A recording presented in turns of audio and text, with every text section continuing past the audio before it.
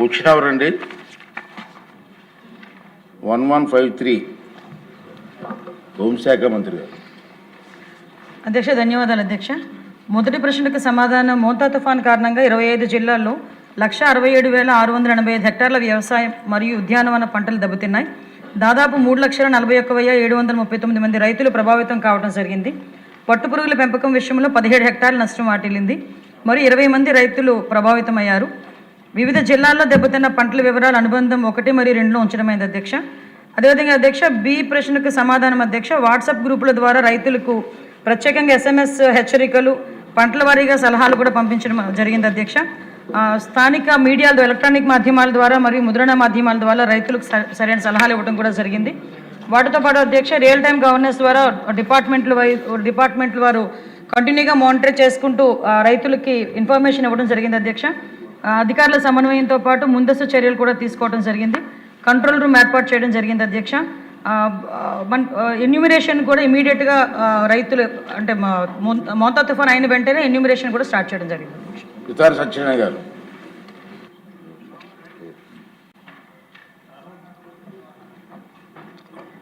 రాధాకృష్ణ గారు.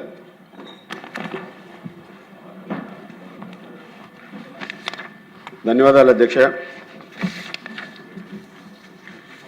మోంతా తుఫానుకు సంబంధించి మన రాష్ట్రంలో ముఖ్యంగా అక్టోబర్ 2025లో జరిగినటువంటి ఆ విపత్తు సమయంలో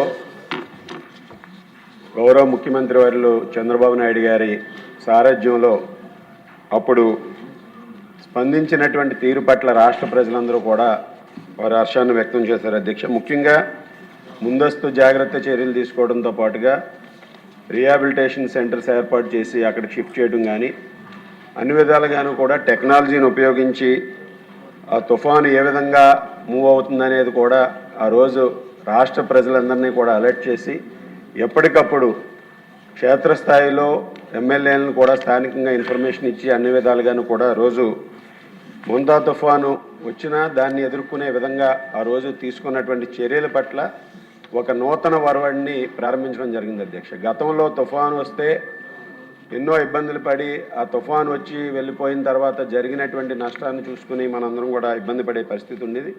అటువంటి పరిస్థితి నుంచి మోంతా తుఫానులో ప్రత్యేకంగా రాష్ట్ర ప్రభుత్వం చంద్రబాబు నాయుడు గారు కానీ, అధికారులతో పాటుగా హోమ్ మినిస్టర్ గారు కానీ నిరంతరం కూడా RTGSలో ఉండి మానిటర్ చేసి ఎప్పటికప్పుడు అప్రమత్తం చేసి నష్టాన్ని తగ్గించడం కూడా చూసాం అధ్యక్ష. ముఖ్యంగా మా పశ్చిమ గోదావరి జిల్లాకు సంబంధించి మోంతా తుఫానుకి సంబంధించి 8,855 హెక్టార్లు అక్కడ ముంపుకు గురై దాదాపు 20,000 మంది రైతులు ఆ రోజు నష్టపోయారు అధ్యక్ష. కానీ ఎన్యూమిరేషన్ కూడా సక్రమంగా చేసి ఎప్పటికప్పుడు ప్రభుత్వ ఆదేశాల మేరకు దాదాపు 22 కోట్లు ఇన్పుట్ సబ్సిడీని కూడా వారికి క్రెడిట్ చేయడం చాలా సంతోషం అధ్యక్ష.